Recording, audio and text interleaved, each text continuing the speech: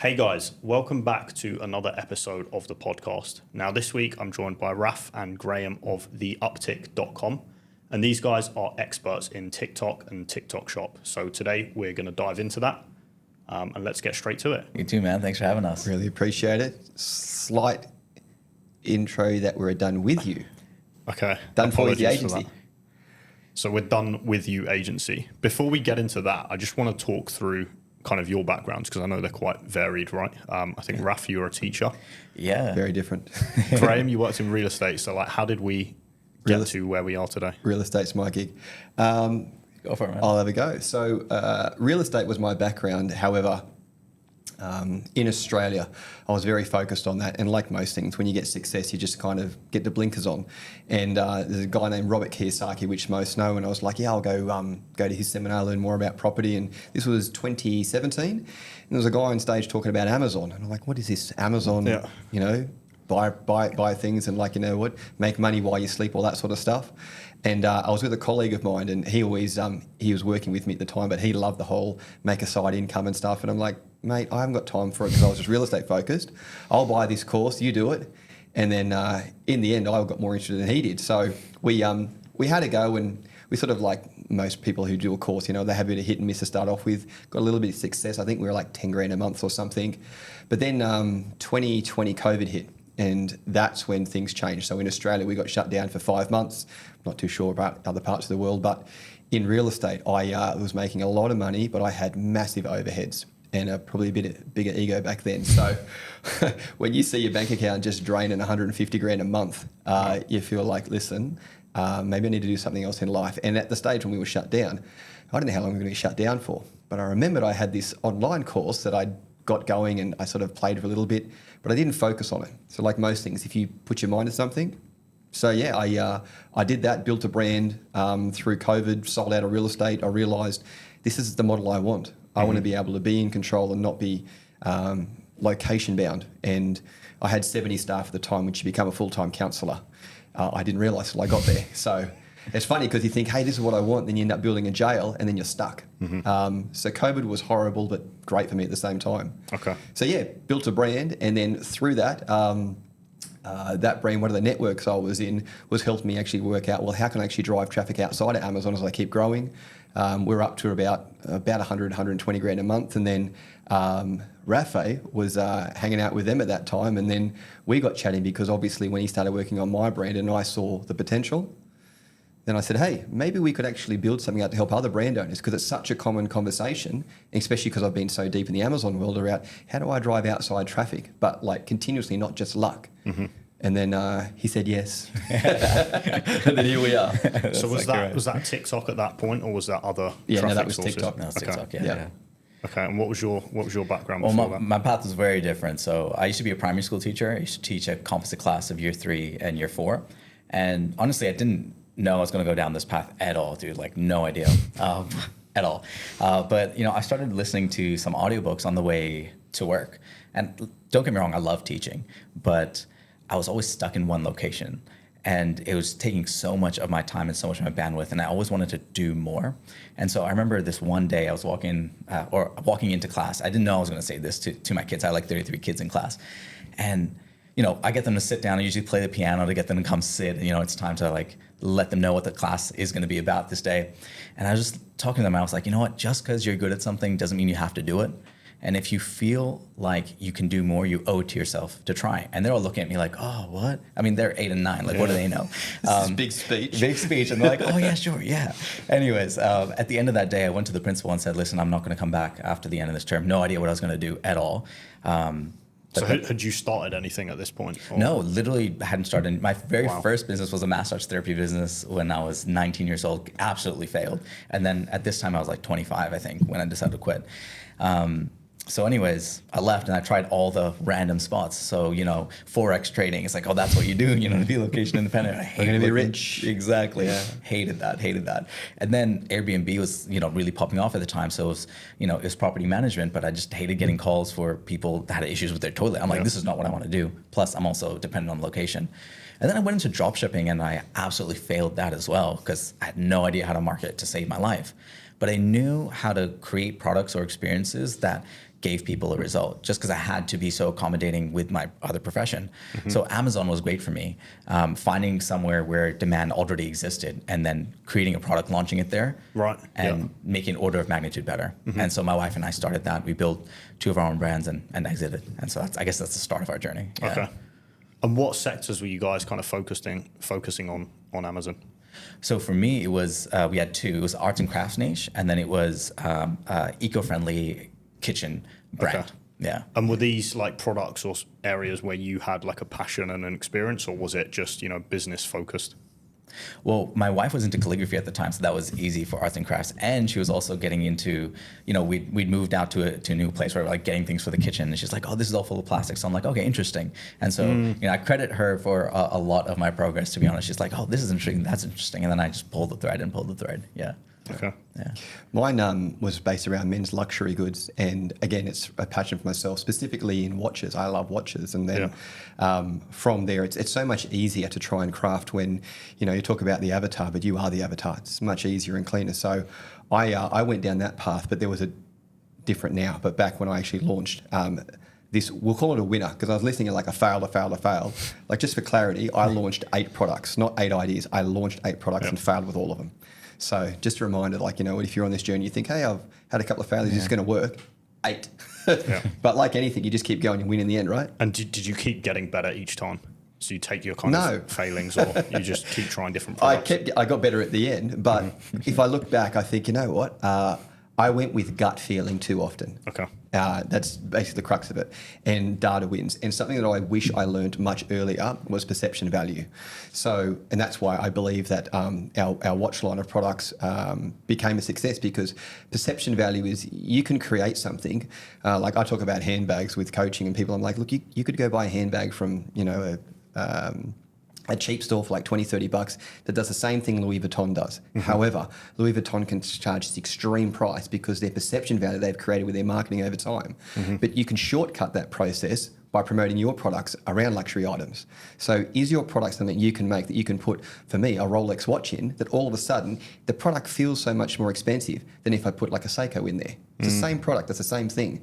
But perception value is something that I really grasped onto. And at the time, there was cheap, nasty, and that's it on Amazon. And I felt, surely there is a place that you can have a more expensive item, but in the marketplace, like the watch rolls, for argument's sake, I was selling, this very similar products were like maybe $500-$600 off Amazon. Yeah. But on Amazon, they're only $20-$30, but they were horrible. So I'm like, can I make a great product for $150? And the answer was yes. And then it's all about positioning, is how you get that increased value. Yeah. Okay. I positioned ourselves as we are a luxury brand at an affordable price, but not cheap, because that's something that people who are true collectors on things in my niche don't want to be associated with. But they're not idiots either. They don't want to spend hope money if they don't have to. Okay. So, yeah. And just going back to this point that you've made, that like you both were kind of interested, or the avatar of the products, do you think that's key and a must-have, or do you think people can kind of hop on the back of a trend or something that seems to be coming out? That's a good question. I'm sure you have thoughts on this. I have lots of thoughts. Because I've done a lot of coaching in the Amazon space, I've seen all sides of it.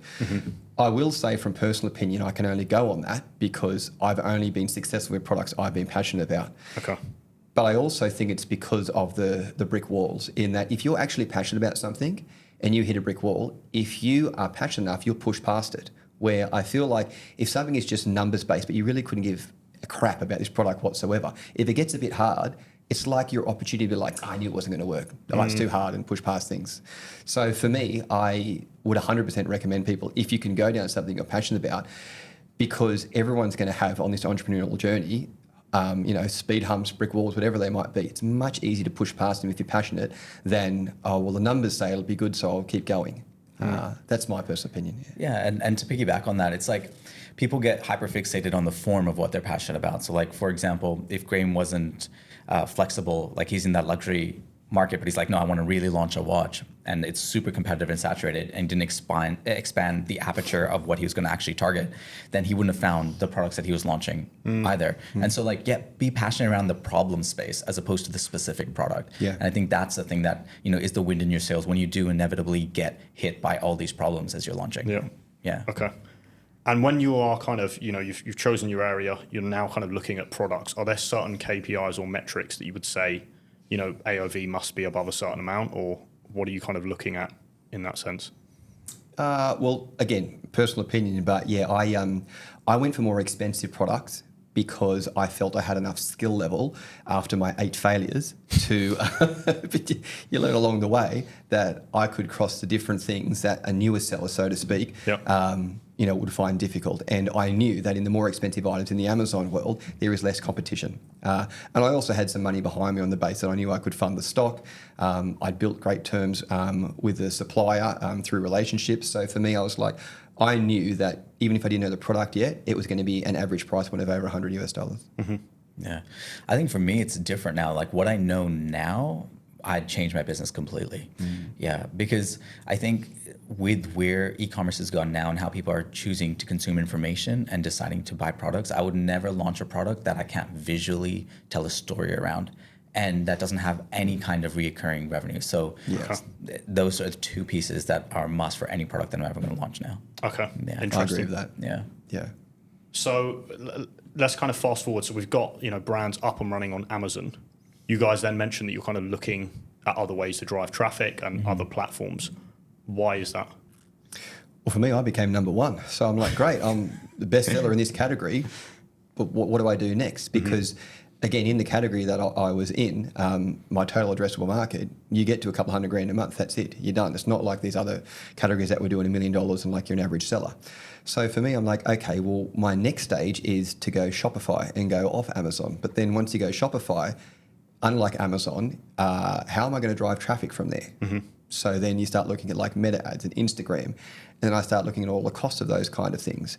And then at this stage, like TikTok was on the rise. And obviously from what I learned with Rafay, helping our brand move forward with a network I was part of, it was like, this space is not getting any quieter. It's actually, if anything, it's really on the rapid rise. When was this when you started to look at TikTok? 2021. Yeah. Wow, so still super early. Super early. Yeah. Oh, way before TikTok Shop or anything else. Yeah. But and then from there, that's when, like anything, you just get more educated, especially when Raf has a really good saying around, what true learning happens in the arena. So rather than like, just watching a few YouTube videos and getting some ideas, because we're in the arena doing it, I could see how the trends were changing. Yep. And specifically because if I wanted to keep growing that business, I knew that TikTok was going to be a massive part of that. But then like anything we spoke beforehand about being passionate, I started getting really passionate about TikTok because I realised the opportunity, not only for this brand, but other brands that we could launch that, we've got involved in and things. So, that's how that kind of transitioned. Okay. Yeah.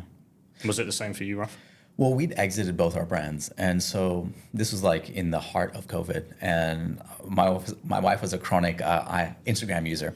And then all of a sudden she started going on this different app called TikTok. And this was probably towards the dying end of 2020.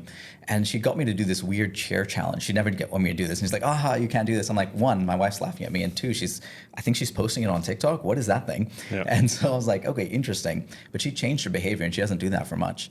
And so I was like, that's when I clocked on that TikTok is really engaging.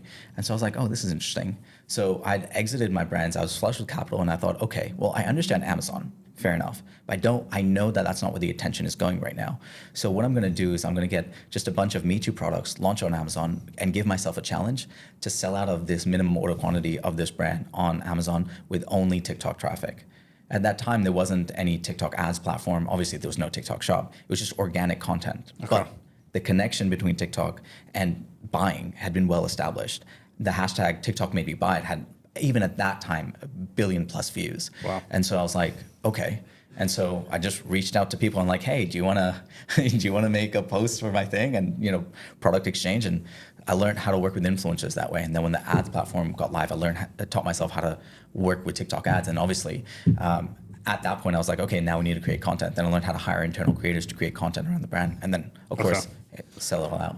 I want to dig into the kind of specific processes and stuff, but my kind of final question on this beginning stage is there much crossover between Amazon and TikTok, or is it completely different kind of skill set? I definitely think there's crossover. I think there's an understanding that you get just around the eCom space in general. and you become more aware of things. You see, like for me personally, I see things in a completely different light. Like I remember like early days in Amazon when I'm from Australia, but you sort of go into Kmart and Bunnings and places like that. You go through and you see all these products. You're like, I know how much that cost to make, and how much that cost to make. I wonder what they're selling, and you look at things differently. Yeah. And I think as it evolved into the TikTok space, I see things as well, because I see sort of contents and you sort of see people promoting the product, but are like all they're doing is just pushing the product, but they're actually pushing the problem that it solves, which is something you learn from Amazon, right? Mm-hmm. And we put your EBC together and stuff like that. So I definitely believe there's crossover. Yeah. Okay.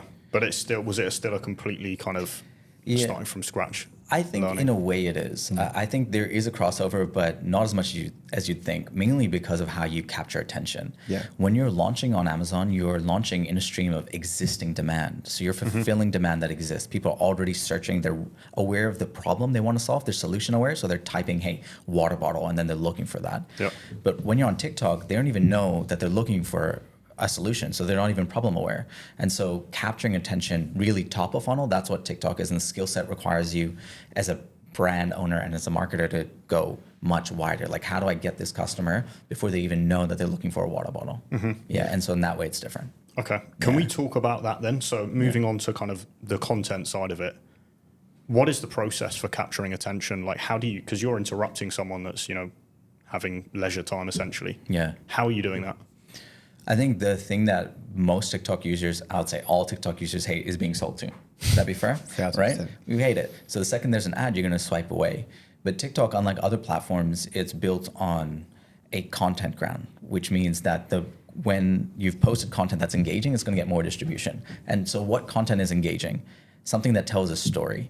And so if you're trying to get attention on this platform, obviously we can go into the details of the hook and the CTA and those sort of things, but really the crux of it is, how do I get someone involved in the story and the problem that they were unaware of, and then at the end show them my product or the solution for the problem I created in their mind. Yeah. Okay. And how targeted is the process? Because I'm assuming, yes, you can get in front of the right creators and obviously on ads you can push things, but are you specifically kind of calling things out super early on in the content, or are you just telling kind of a general story, hooking people in and then going into the kind of problem stuff? Great question. The way to answer that is, depending on what your problem is, what your product is, and what problem it solves, I don't like the general, hey, 5 general things to do X, Y, and Z. It needs to be at least targeted enough around the problem space your product lives in. Okay. So if I'm selling a journal, the problem space could be aesthetic stationery, right? Could be, having capturing your memories. This is still in the same problem space. Sounds broad, but not as broad as it could possibly be. And so you want to make sure that when you are creating content, it's not just, hey, this super top of funnel content is what you're going to create. It's really 4 buckets. You have awareness content, which is the example we just shared. Then we have consideration content, where we talk more about the solution, more about the area in which your product lives in, which is stationary. Yeah. And then you have conversion content, where it's like, hey, here's the product, buy this thing. And then retargeting, there's a 20% flash sale, right? Okay. That's how you break it down. And are you creating those kind of 4 different pillars for people to go through as a kind of funnel? Or is it kind of split testing performance of those 4 against each other? No, you definitely do all 4, because TikTok's algorithm is so powerful, it will serve it to people where they are in that. Wow. Yeah. Okay. Yeah.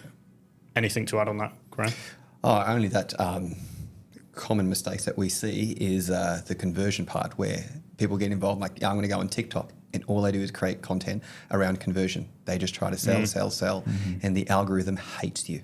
Okay. Absolutely hates you. Yep. And they put you into, what do we call it, like the 200 bucket? Yeah, exactly. You won't get past 200 views. Wow. Because the algorithm will just be like, you're just trying to sell to our community, and we are an entertainment platform first. So you need the algorithm to believe that, we're entertaining our consumers, and on that basis, that's how you go into the different buckets. Okay. I think the buckets, and especially like how you speak about, comparing to Instagram and followers, is a really good thing for the listeners. You want to just drop on that? Yeah, for sure. So I mentioned just earlier about TikTok being a content ground. And so let me explain why it's so different to every other social media that's come before it, and why every social media is now copying it. So prior to what TikTok did, most platforms were built on, actually all platforms were built on a social ground, which meant the more subscribers, the followers you have, the more distribution your content gets. And so there was a massive barrier of entry for new people coming in against the incumbents, people who are there for a while, because it would take so long, so much blood, sweat, and tears to get the distribution from these platforms. But TikTok came around and it's built on a content ground, which means if your content is engaging, whether you have 1 follower or 1 million followers, you start in the exact same spot. And if it's engaging, you get distribution. So they don't really care. Followers are just a vanity metric. And why that's super exciting for brand owners is that you don't have to hire someone who has like 500,000 followers and pay them 10 grand for a post. You can work with someone who has 1,000 or 2,000 followers and pay them 100 or 150 because it's the skill set that we care about, creating engaging content. So every piece of content goes into bucket 1, which is about 2,000 total addressable market based on the avatar it believes that your content should be consumed by. But then if you meet different criteria by, being seen by more than 3 seconds by maybe 100 or 200 people, whatever it is, from the first couple of minutes, I'll take you to bucket 2, which is 10,000. Then if you get a like comment, go to 20,000, 30,000. So this is how virality is created. But there's actually metrics behind it. It's not just luck. Yeah. But it's a true meritocracy, right? It is. Based Exactly on right. the individual piece of content. Yeah. Correct. Okay, interesting. Is that a challenge for brands in the sense that a brand page, which is, the traditional way you'd build up on, let's say, Instagram, is less important and it's more about kind of the traffic that you can push from the creators?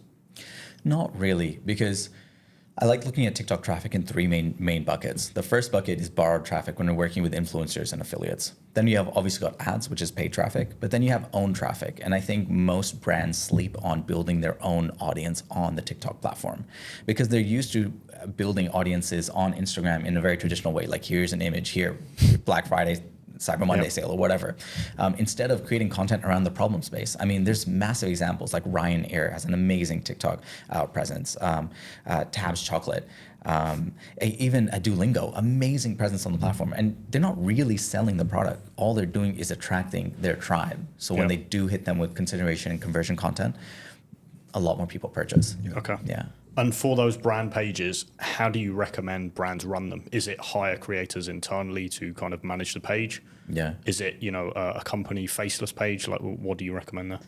Well, if you heard my voice and we were talking, but you didn't see my face, but you saw me talking in person, what's more engaging? Is it the face? The face. The face, of course. And so wherever possible, I always recommend having somebody as a face because people connect to people. Even though we're in this whole AI world right now, it's still people connect to people. And so the easiest way of doing that is hiring a creator that has the skill set but isn't scaling on that platform and bring them in-house. Okay. Unless you as a founder have that skill set and want to be a content creator, then by all means you can go ahead and do it yourself. And would you recommend the founder do it over hiring someone in? I would do both. I mean, why stop at one? The best brands that are scaling on TikTok have multiple TikTok accounts that are for their exact brand. So that was going to be my next question. Is this kind of one face per page? Is it multiple faces on the same page? And I guess what you're saying is separate pages, right? Yeah, exactly right. Okay. Exactly right. And is that just as many as possible? I know that the kind of Tabs playbook is, 10, 15, 20 plus pages. Yeah. All with separate creators. Is that what you guys recommend?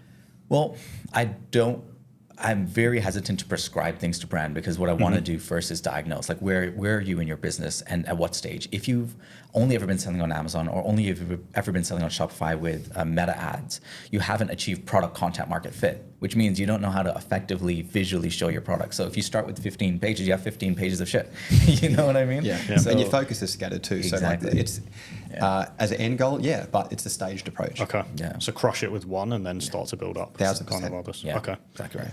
And then how does that work? So obviously this is the kind of owned piece. I'll talk about ads later, but in terms of the kind of influencers or creators, what do you recommend there? I think whoever's listening to this, I want you to delete the term influencer from your brain. Like it is a dying term. If you Delete that from the script. just delete it from your mind because influencers actually don't matter anymore. It's creators and affiliates, people who have the ability to drive converting traffic because you might have influence, you might get distribution. So why is that different from the kind of traditional influencer label? So performance marketing, right? Performance marketing has now been brought to the creator realm because of what TikTok and TikTok Shop has done. You can track click to click and sale to sale, and you can see which one video has driven how much revenue per brand. And so now it's not about how much followership you have or how much quote unquote influence you have. It's how does your content influence the people that are watching to convert? And so really the game now is to become either a UGC creator or an affiliate who drives converting traffic. Being an influencer, it's a dying breed, I'd say. And I don't think they have the impact that they once used to. Do you think they've brought that demise on themselves by kind of overcharging for not much by way of results? I'm going to be honest. At the time, if I was an influencer, I would overcharge everyone. I mean, are you kidding me? Like one post for like $20,000, sure. But that's the way the system power works. balance was. Yes. If you want a total addressable market and I have the following, that's how this platform works. So you're going to have to pay me. It's a paid rite of passage. So TikTok has obviously changed that dramatically. Yeah. So, the craziest thing is that like if TikTok didn't bring TikTok Shop, the whole mentality of creators would continue for much longer. I actually think the whole influencer space would continue to grow. But now, since it's so well tracked to the amount of performance and actual results you can get for a brand, now brands aren't going to pay these exorbitant prices for a single post anymore. Okay. Yeah, Is this kind of thought process seeping out onto other platforms like Instagram? of course. Okay. Definitely. And you're seeing it more in countries where TikTok Shop has launched. In countries that they haven't, the influencers are enjoying their last kind of golden age, They're kind of like... they're going to get a rude shock. Yeah, exactly. There's a few countries coming up that are earmarked, we believe. So Exactly. Yeah. Okay. Very interesting. Yeah, I think the next piece I want to talk about, again, is kind of taking it back, right? So you guys, I think initially had a link in bio. You're pushing people externally to Shopify. When did that start to change to kind of like in-house TikTok Shop? The moment TikTok Shop launched, Okay. I mean, what it allowed you to do is it removed friction completely from the customer. So on that, would you notice like the conversion rate on the Shopify site was pretty low? Just because there was extra steps and you're sending people off platform? Yeah, 100%. And you got to think about it this way, like the consumer is on that platform for primarily entertainment and maybe edutainment, right? To get entertained through education. Yep. But that's it. So yeah, massive difference from a conversion perspective. So less friction, but also at the same time, TikTok algorithmically is going to reward if you're going to fulfill through TikTok Shop. And the 2.0 version is if you actually, the TikTok fulfillment centers. Yeah, That's like a exactly. whole other piece. So that's like we call end game. Sell on TikTok Shop and be fulfilled by TikTok fulfillment centers. Okay. But obviously, like I said, they're always going to promote you more. Of course. Yeah. Okay. And at what point, was the transition to TikTok Shop for you guys? Well, TikTok Shop only came in the US, I think it was like end of September last year. That's when it was kind of rolled out to everyone, but it was in beta for about like 4 or 5 months before that. And you started seeing the brands that were most successful on TikTok Shop were ones that already had a presence on the platform, were already taking it seriously before there was this quote unquote gold rush. They just changed their conversion vehicle. Exactly right. Okay. Exactly right. So, I guess it was a 2-year period, 2-year period where you were kind of link in bio, figuring out organic traffic. Yeah. Yeah. Were you doing ads at that point?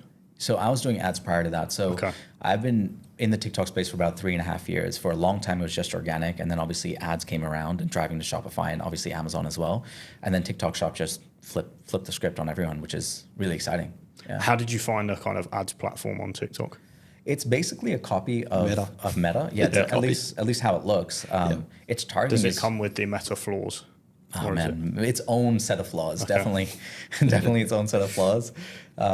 But not as dialed in, like you want your audience size to be much, much, much larger. I'm talking in the millions as opposed to Meta, you can dial straight down. Yeah. So it's broad kind of targeting. Because TikTok's algorithm is so strong, it will find it for you. And how, like I'm assuming you tried kind of Meta ads as well. How do you find the performance of TikTok versus Meta? And maybe over time as well. So when you were starting. On Meta, I mean, like you can have a creative and it can last you 6 months, maybe a year. On TikTok, you'll be lucky if a creative lasts more than 14 days. So like, just the sheer amount of volume, trends change so quickly. And it's really just about making sure that you're relevant with the creatives that you're putting out there. Yeah. Okay. I'd say creatives are the biggest piece. Yeah. And for the audience, I know you've mentioned a few kind of Ryanair, Duolingo. Are there any brands that you think are like doing TikTok content and maybe ads as well, or TikTok Shop? Any brands that you think are doing it really well that you'd recommend people check out? Oh, so many.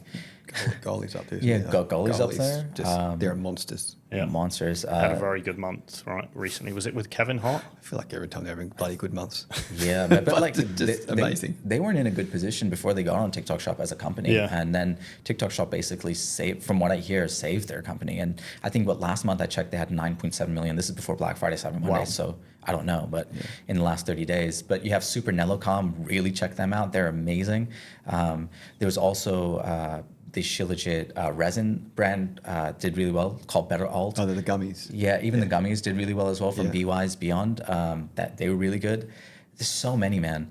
And if I were any brand owner that wants to launch a TikTok Shop, I would go ahead and go to any of these tools like either FastMoss or Kalo Data, and then poke in and look at you get to see literally what they're selling, what pieces of content are working, and then you can see their strategy across time, how many creators they're activating, how many times they're going on TikTok live. It still amazes me in this e-com world, even in business, how many people just want to reinvent the wheel. Yeah. Like rip off and duplicate is so underrated. Yeah. Like literally, just this is my avatar. Let's go see who's crushing it, because all the tools are available nowadays. And let's look at their complete content journey. Can I do something similar? Because is it possible I might get similar results? Yeah, for sure. Okay. 100%. So step one of this kind of process is doing this research, right? Oh, yeah. Yeah. What's next? Do people start with kind of getting creators on board, and what does that look like? I might take a step back, because I think what people think is like TikTok Shop, it's like Amazon. Basically, every brand and every product can work there. But that's not necessarily the case. Because it's a video-first platform, I kind of have these 3 filters, and Graeme's heard me say this ad nauseum, so he's probably sick of me saying it for the upteenth time. But these 3 filters are super important, and this is the whenever we end up deciding to work with a brand, or if I'm going to launch a new brand, these are the first 3 filters that I look through. First, is my product demonstratable? Like if I have a water bottle, can I show it being open? I've got a little hook for it, or it's a silicone bottom. Cool, it's demonstratable. Does it provide a transformation that can be shared visually to the customer? So for example, if I'm selling sleep supplements, can I show myself, being a bit restless in bed and then being relaxed? Like heart medication, very hard to show visually, right? As a transformation, just difficult to do.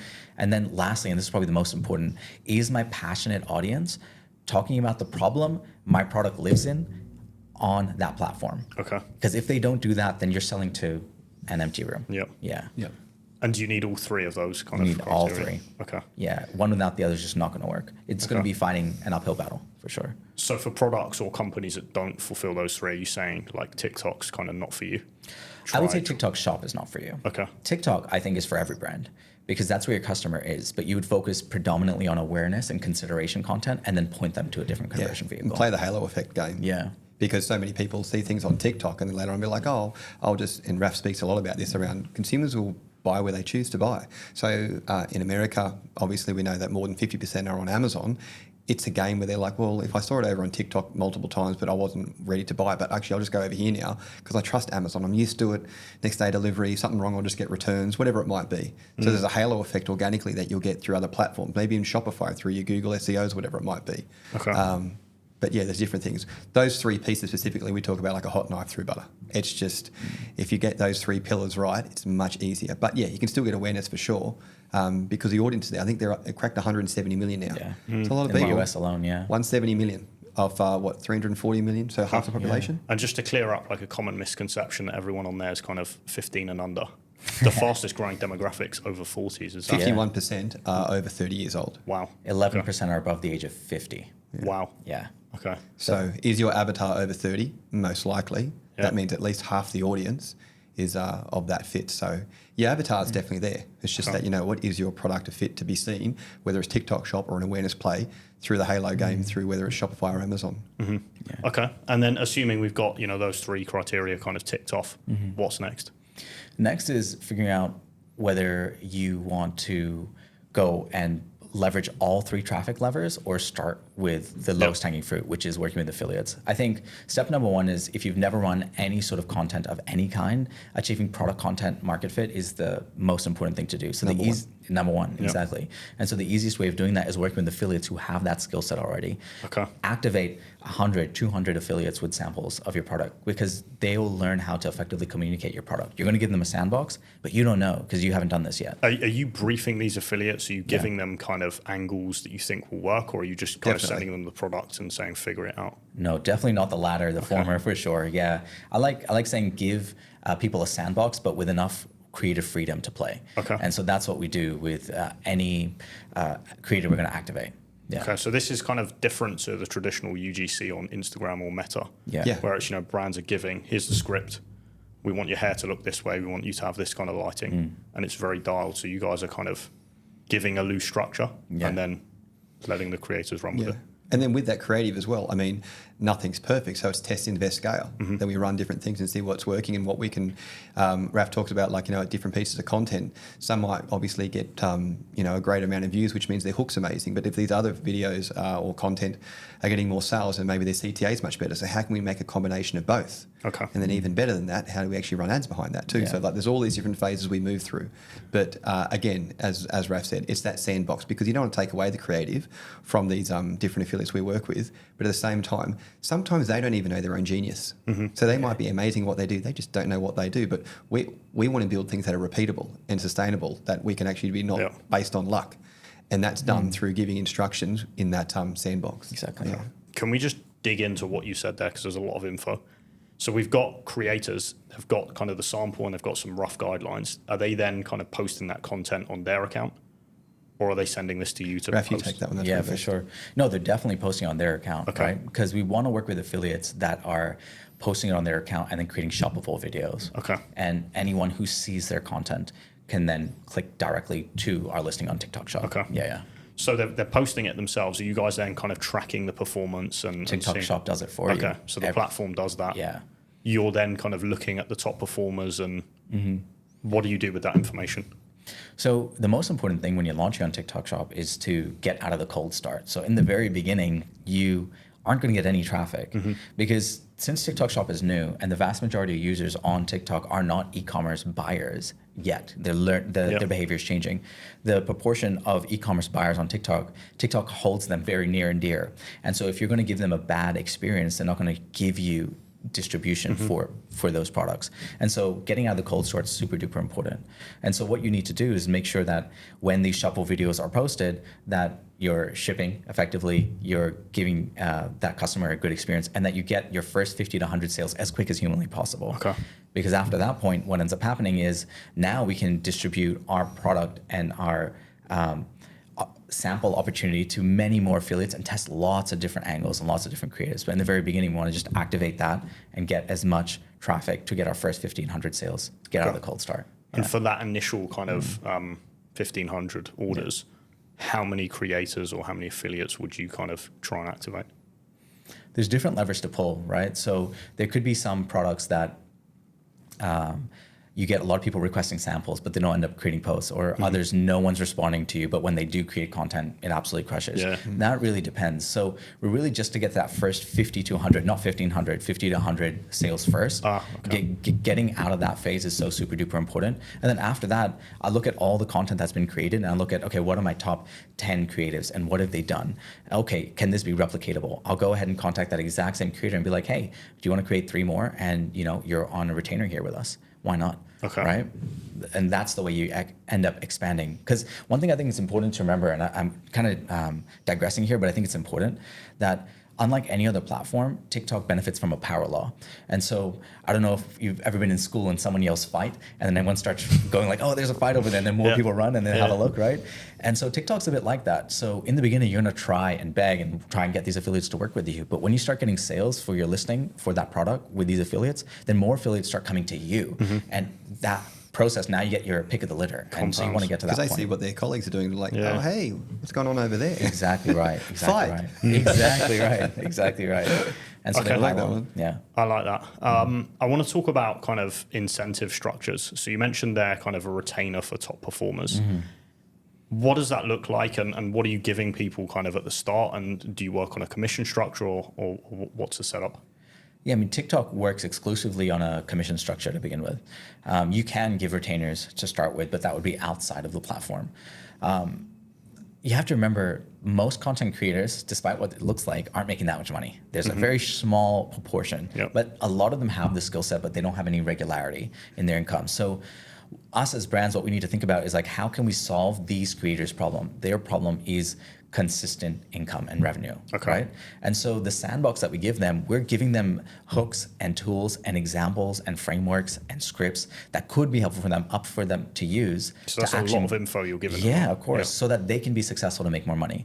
Because if you can solve that problem for them, then they're going to want to work with you on a consistent basis. It is a true win-win. Exactly, it's a true win-win. And then if they do well, then we get them on a retainer and we end up asking them, okay, 15 posts a month, 30 posts a month for X amount.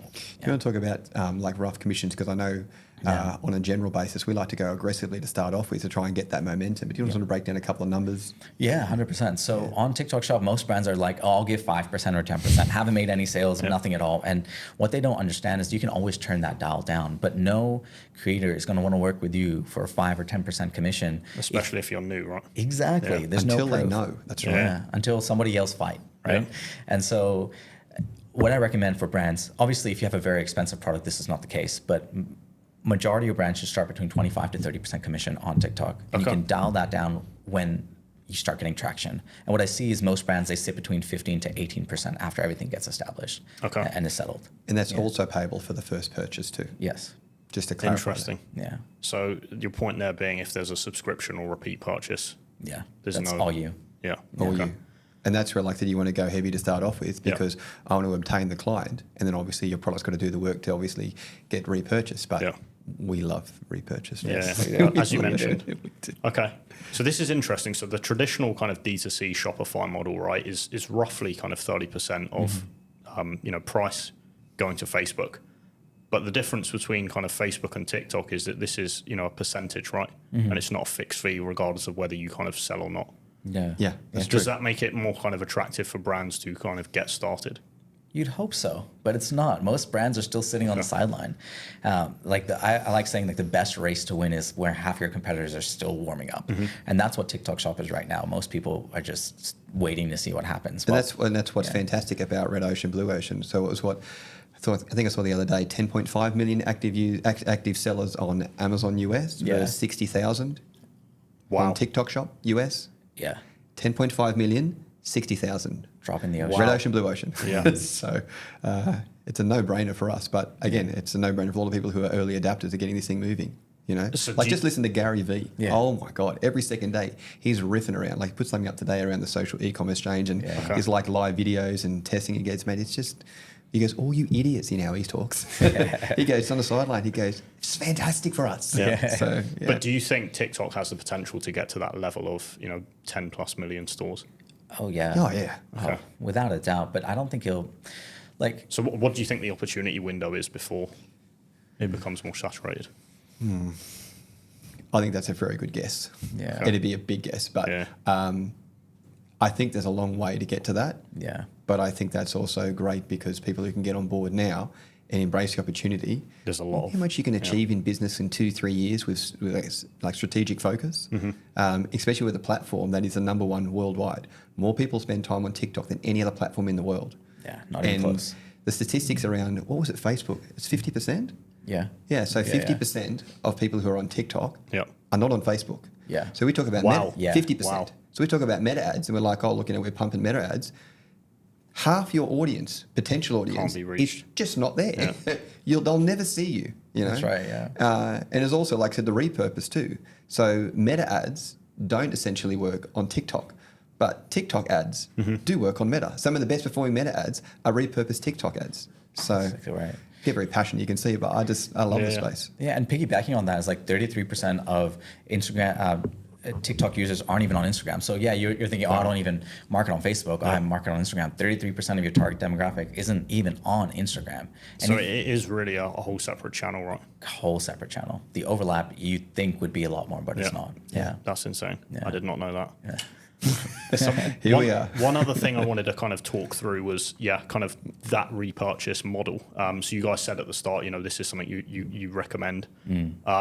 What does that mean? Does that mean kind of rebuild products, like subscriptions, or what kind of products do you recommend focusing on?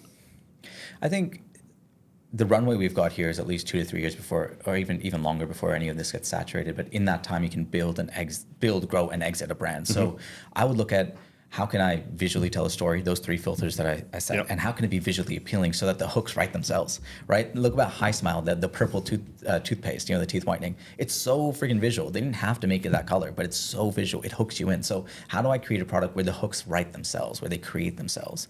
That would be step number 1. Step 2, reoccurring purchases are massive. And so if you can be aggressive in getting your first purchase from a platform like TikTok, and then they see you on Amazon, or they see you on Shopify, or again, see you once again on TikTok, that customer is yours. That's all. There's no marketing cost in acquiring them again, right? You've got them. And so those would be the pieces that I'd pull to get started. Are there certain product categories that you recommend for the kind of third option? So obviously supplements being the kind of obvious one. Are there kind of other? Yeah, I mean, there's supplements, there's consumable products. I was talking to a guy yesterday at a conference, and Skincare? Was that? No, he was doing something in the plant space, but basically he has a loss leader, and then to use the product on a consistent basis, you have to get his patented thing that fits in there. And it's kind of like Nespresso. You know how they sell their thing? That's complete loss leader, but they make it up in the pods because they have the best experience with those pods. Yeah. And so there's a lot of ways you can chop and change this consumer model. It doesn't just have to be supplements. You can be a lot more clever than that. I think it's eCom in general. I mean, of course, with TikTok we're talking about, but it's the same effort. The model. It's the same. But it's the same. Like I said, if you get a one-time purchase product, I don't care how good it is, it's the same effort to build that business as a repeatable project. It's the same cost as well. It's the same cost. So I'm like, well, if you had two lanes and one's going to be obviously much more rewarding, it's more rewarding in the exit too, which is a whole different conversation. Yeah. But on that basis, I'm like, I always think about effort reward and where's my time, energy and effort best spent.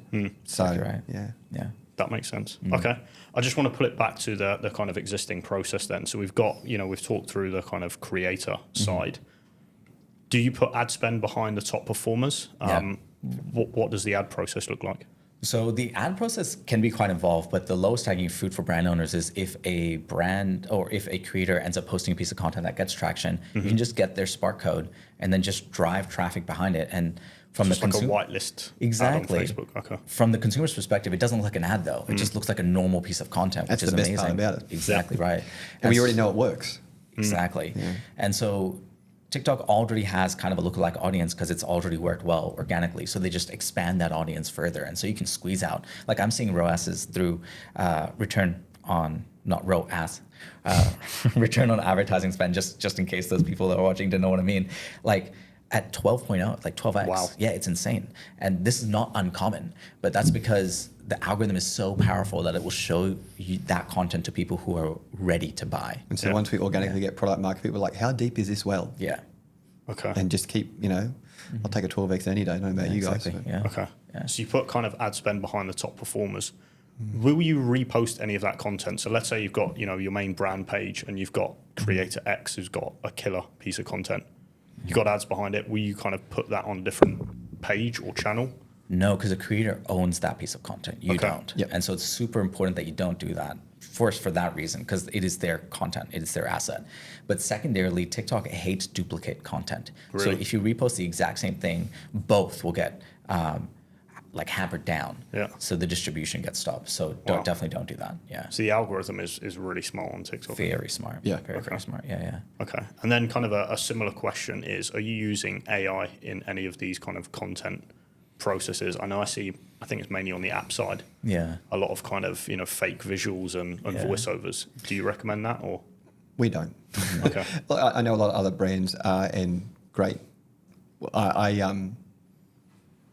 don't think AI is evolved enough for TikTok it's very raw, rugged, and AI is sometimes extremely believable nowadays, what I've seen. Yep. However, maybe it's more of a fit for Instagram or Meta.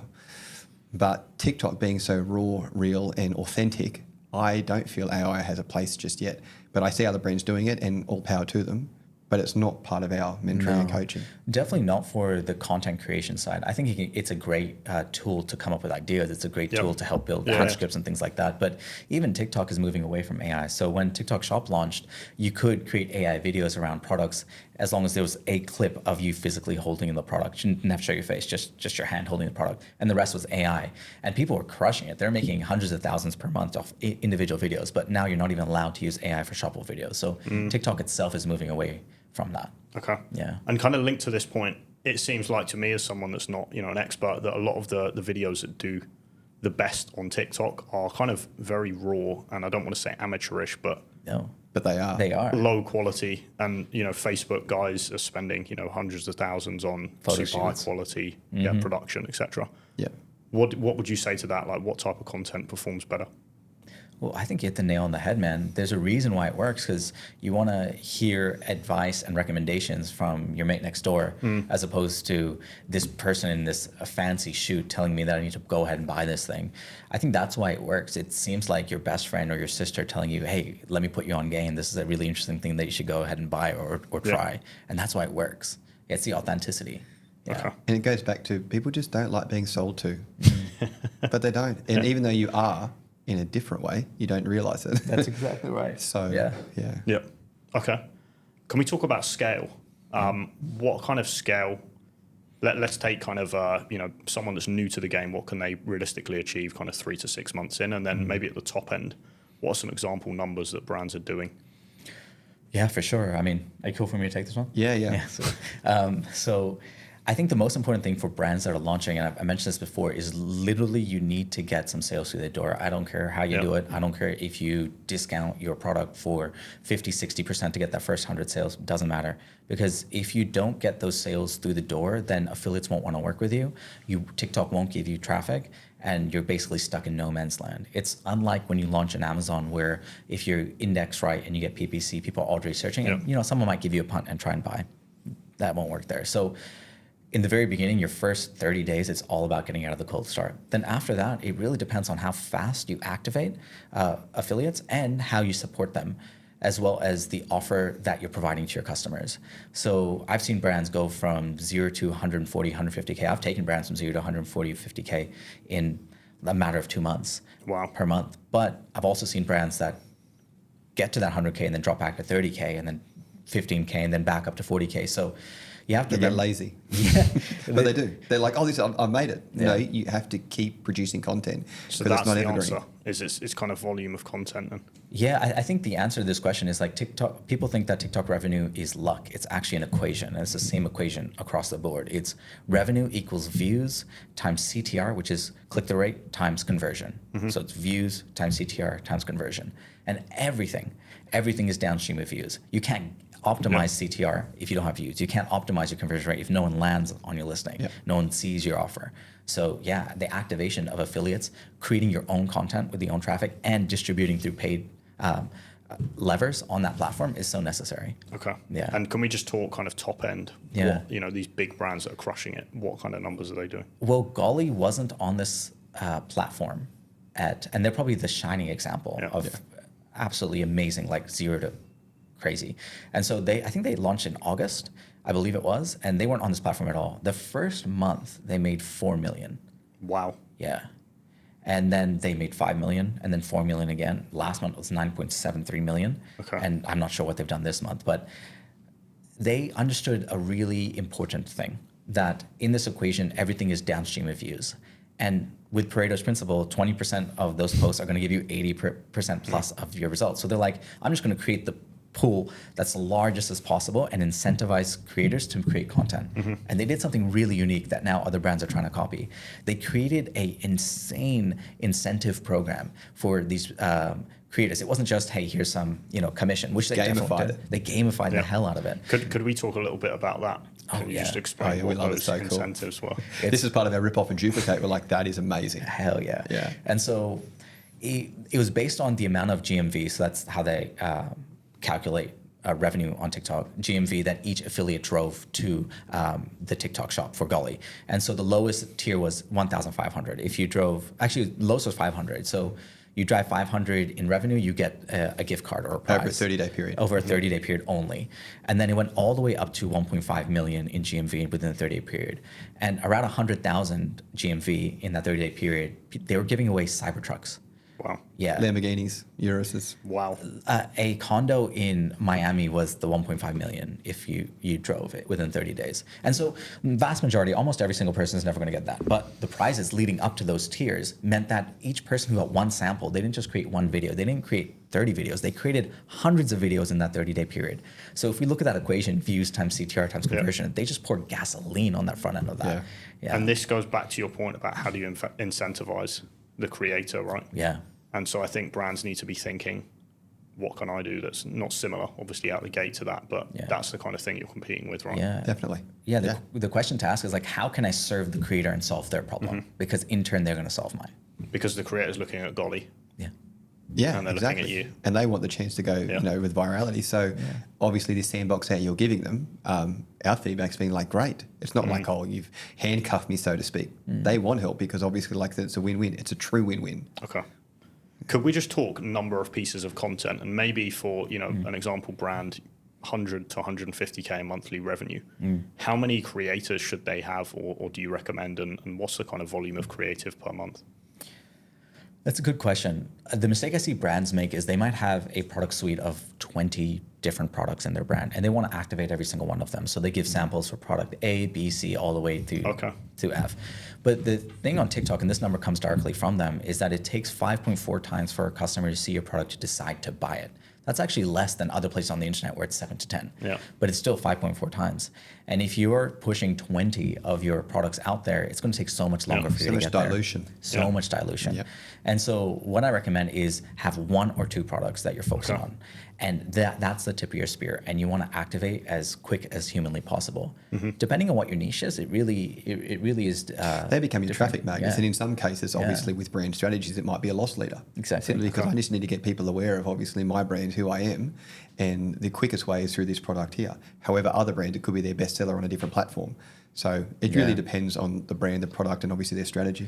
At the very least, so how would you pick those 2 products? Is it going back to the kind of initial criteria? Is it exactly? Okay, exactly right. It is. And then if somebody's really looking for some hard numbers, I mean, you want to activate, you want to get at least 100 videos in your first month on that platform. Now, does that mean if you get less, you won't be successful? That's not true. I've seen brands that have only launched 30 videos or got 30 videos active and they've crushed it. But that's luck. How do we get rid of luck or reduce luck's impact on us?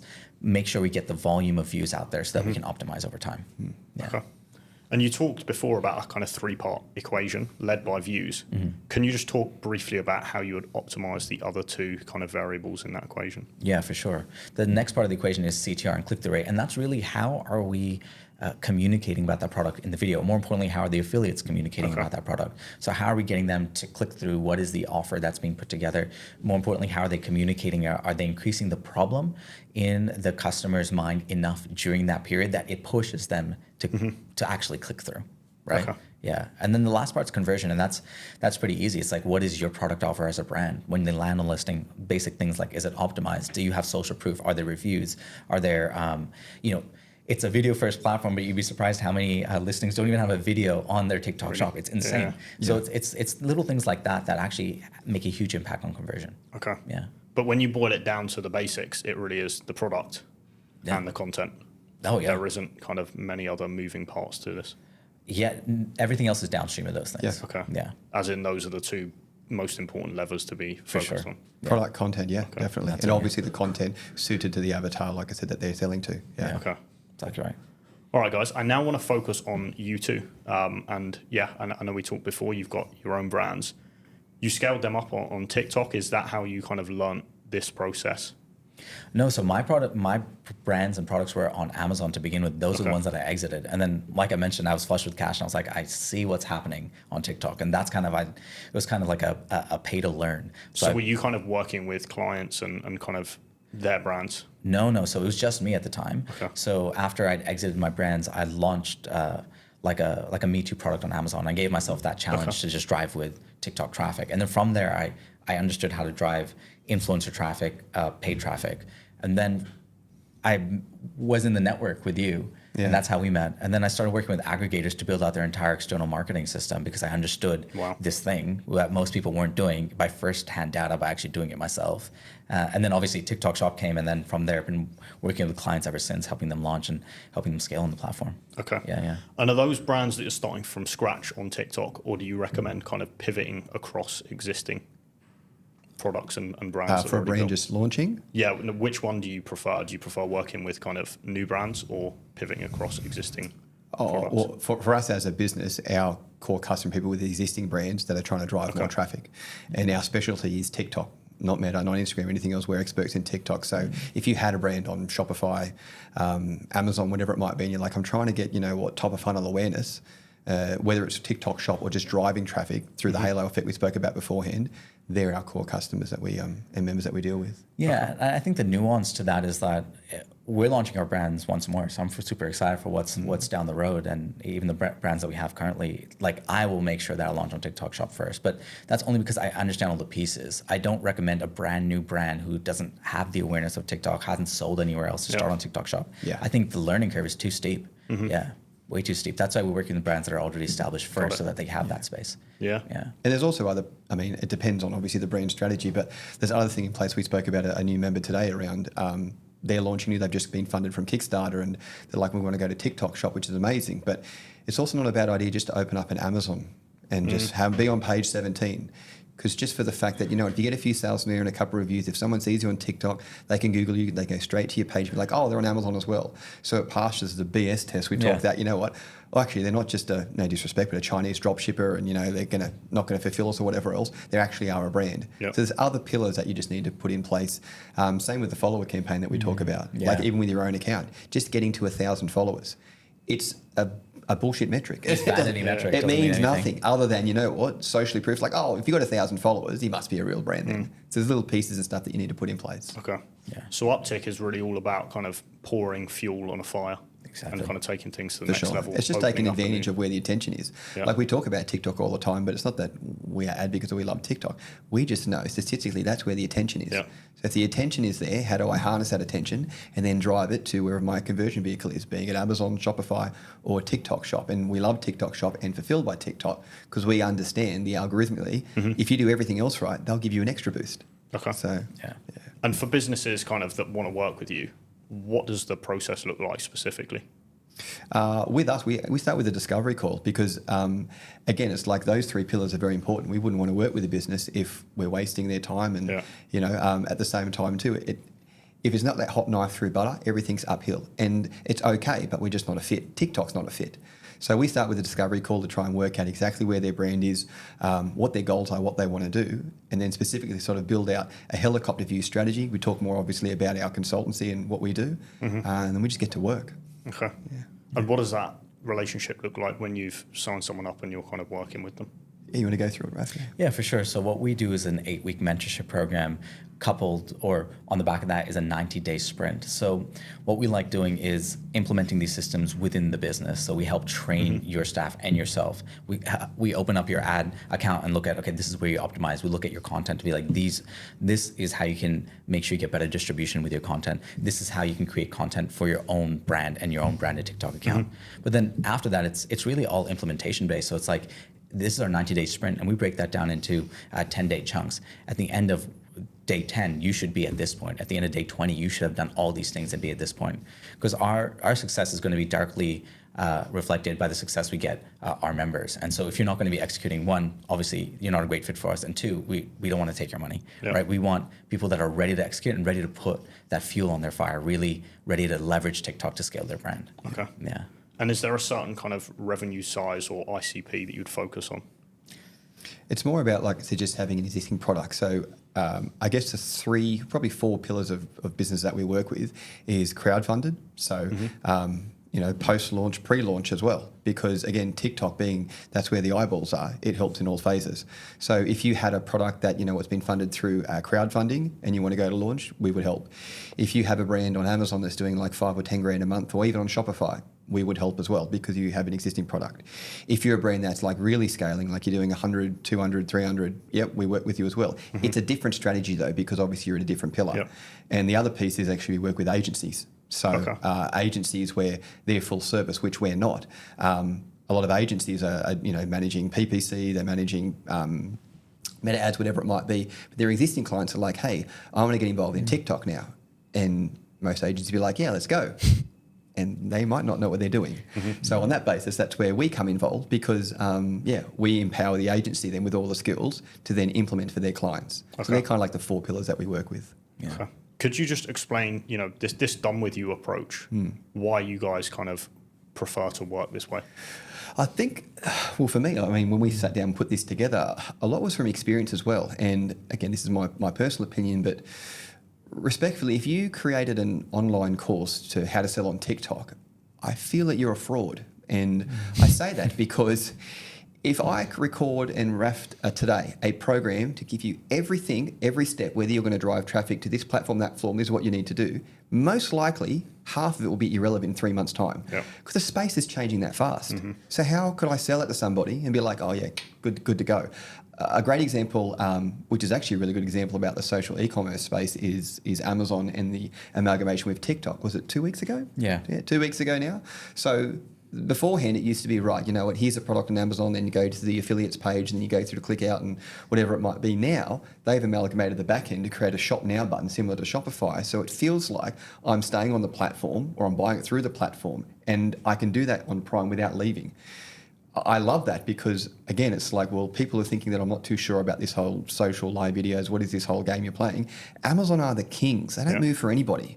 But if they've changed the way that they all let their consumers buy, beforehand it was like, no, we own the customer, you've got to bring them over here. Now they're like, if I can't beat you, join you. So I feel like digressing, but like there's no clear example about how the game's changing. But that is a whole different module in regards to a coaching program than what it may have been beforehand. So that's just an example. So, but that's one end of the scale with the just go buy an online course, good luck. The other side is the agency. And the agency, like I said, which wasn't our game. Specifically for me, because I understand agencies are built around selling time. And being in a real estate business beforehand, 70 staff, I gave you that speech around become a counsellor. I'm not doing it again, mate. So I'm like, that's cool for people who want to run that game, but that's not us. So the done with you is how we ended up. Again, from personal experience, I've been part of multiple coaching programs that helped me a lot. And I know for a fact I got the most out of them when there was like the one-on-one. Like literally, Jordan, open your computer, show me around, show me where you're stuck, show me what's happening next. Even though you might have heard it as clear as day on an online program, it might not have just clicked. You don't know what you don't know, right? So that's exactly our mentorship program. There's different phases, but there's one-on-one coaching. So it's almost like a, discipline's the wrong word, but we push clients Accountability, through. I guess. Accountability, yeah. And truthfully, I think the place that e-commerce is changing into, I think every brand owner should have this internal competency. Whether they decide to work with a done-for-you agency down the road, they need to understand this space. It is so primary to success in e-commerce long term. I don't think any brand should be focusing literally on anything else if they are selling online. Yeah. Okay, that's really interesting. What is next for you guys? So we're coming up to 2025. What's next for Uptik? I think for us is like at the core of what we do, we just love helping people. And I think it's important that we've been on the front line as well. So the problems that we're solving for ourselves. And we know, like I said, how much of a pain point it is for so many other brand owners. So for us, it's helping as many brand owners as we can is getting off the Amazon flywheel. Like I know brand owners that were doing like $10 million a month that they had a problem with Seller Central and it took them 4.5 months to reopen. Now, I know they're horror stories, but they exist. And there's more of them. So, we talk about, one of our mottos is, creating anti-fragile businesses. Okay. But a fragile business is one that has a single point of failure, which is my revenue is just by one income stream. So if we can keep that income stream short, but create a halo effect from another income stream and have it stand on its own leg, then on that basis, if something goes wrong over here, we're still okay. So for us, moving forward, like we're speaking all around the world and helping people where we can. And again, like I said, it's just, we love working with our members. It's a sense of fulfillment too. And of course, this is a business and we're very passionate about what we do. But there is an amazing sense of fulfillment when some client was here, now they're there, and yes, they put a lot of hard work in, but you might have had a little bit to do with it. So that's kind of like, where we sit. Yeah, for sure. And then also the brand launches that are coming down the road, like with everything that I know now, would I have sold my business back then? I wouldn't. I would have kept it. And so that's like... Everyone's wiser after you. I know. But if I knew then what I know now, I would never have sold it because I understand the value and literally the start of the hockey stick that we're at with social commerce. And so, the brands that we're launching and working on, I'm very excited about as well. Yeah. So we've got Kickstarter projects ourselves that we're moving on. Nice. Okay. We've got other repeatable purchases. So I mean, how can you be an expert in this game and not play in this game? Exactly. Then you're a fraud. do you think that? And I guess this is a side question. Is for a lot of agency owners and other people in this ecosystem. They're not thinking like that, right? They don't have brands. No. And how can you know the best for your client or provide the best service if you don't know the other pieces beyond just? I agree. That one stream. I don't know how much more I could say, but I mean, each to their own. I'm a massive fan. Don't just tell me, show me. And not disrespectfully, but I'm sorry. There's just too many gurus in this world. I want to know I'm working with people who've been there, done that, and are doing it. Because again, in this space, it's evolving so quickly. So unless we're on the front line, how do we really know what we're coaching is what's actually right now? We spoke about content. Was it got a 14-day life? Yeah, exactly. It's just how we see things. Okay. And then zooming out and looking at the kind of wider social commerce kind of ecosystem, are there other platforms you're looking at? Do you think there's kind of anything launching now or soon that's interesting? Yeah, I mean, I'm watching YouTube Shorts very closely. YouTube Shorts got created to try and compete with TikTok, right? Exactly. And how long ago did they open up their shop? I'm not sure, maybe like 2 months ago, or their integration with Shopify. So I'm watching that place very, very closely, because in the event that TikTok Shop or TikTok in general ever gets banned, that's where everyone's attention is going to go. Like I like saying we're platform agnostic. We're just going where the attention is and leveraging that attention to grow our brands and grow our clients' brands. And that's really the goal. So yeah, watch that space. Definitely. Okay, so YouTube Shorts, and obviously they've got a huge kind of ecosystem distribution network already. Yes. I was going to ask next about kind of the threat to TikTok with kind of a Trump presidency. What do you think about that? Well, the Google research, just put it that way, if they put the foot down today, you're looking at about 2.5 years before things get closed. And I know from experience, I've gone from 0 to 7-figure exits in less than 2.5 years. So I know how much you can do in a focused period of time. So as Raf mentioned earlier, one of the best things about running a race when half sitting on the sideline waiting to see what happens. So for us, we're just moving forward. Our brands are just moving forward. And again, what's the worst that could happen? You've built all this relationship with all these affiliates and people, and that platform closes. Do they just disappear? No. They pick up and move over to somewhere like YouTube Shorts, and we just continue on. Because what we do and what we coach is not specific for TikTok. It's specific because that's how their algorithm works. But is it going to be that different for YouTube? It's just, again, just repurposing and then getting over there, because the consumer behavior is going to be the same. TikTok could be named Road, could be named anything. Doesn't matter. It's exactly how the consumer is taking in the content and, most importantly, getting the purchase decision without being sold to, which is the key. Okay. And I think the worst case scenario, even if it's banned, is a forced sale, right, rather than a shutdown. Well, that's it. And that's, again, Google searches. But there's so many rumours around. We just spoke about a couple of weeks ago. Amazon, who are the kings that don't change anything for anyone, have amalgamated their back end to make it easier for their consumers to now just buy straight on a TikTok shop without leaving it. Is it possible that that's step one to step two? Because if we think about all the billion-dollar businesses over there, we think about Microsoft, Apple, Tesla, Nvidia, what other companies besides Amazon is it a perfect fit for? Very few. See what happens. Okay, interesting. And just social commerce, I know is huge in China. Are we kind of following that model, and are they the leaders and we're kind of heading in that direction? Sort of. Yeah. So I've spoken to a lot of people that have been in the TikTok or Chinese Douyin, which is the TikTok version in China. And in the Western world, we're a little bit different, but as far as consuming content from people that look like you, I think that's the trend that we're following. And TikTok Shop is just the one ship on the rising tide, which is social commerce. And so the way I'd like looking at it is you can definitely learn lessons from looking at industries that have gone in this space earlier. But I would really focus on your avatar and how they're consuming content in your geo. That's the main thing. And getting in front of them and not selling, but story. I guess story selling, you could say. That's actually one of the first pieces within our mentoring program is let's study what your avatar is consuming in your country that you're going to be launching in, because we've seen a mistake beforehand where they'll jump on TikTok in Australia and be like, I'm looking at all this content, but they're trying to sell in America. No. Okay. And then final question is just on live shopping. Is that a play? Is that something you focus on? Yeah, but most brands are not ready for that. It's that level kind of 10? I would say it's like level 5 maybe, just because it takes some time. Because for you to be successful on TikTok Live, you need a number of things. You need to have achieved product content market fit. You need to work with affiliates that are willing to be on camera for 4 to 5 hours at a time selling your product. You need to incentivize them enough so that it is worth their while.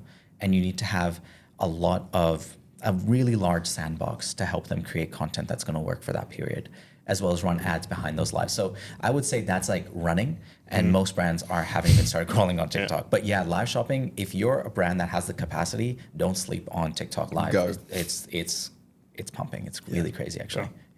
Cool. Well, look, Graeme, Raf, It's great to have you on. I really feel like I've learned a lot about TikTok Shop this afternoon. For people that kind of want to know more, where can they get into contact with you? Just jump on the website. Okay. theuptik.com. Raf's hat. And Raf's hat, yeah. Something we prepared earlier. Yeah, but right. like I said, just on there actually have a read through and gives you obviously a deeper explanation of exactly how we accelerate brands.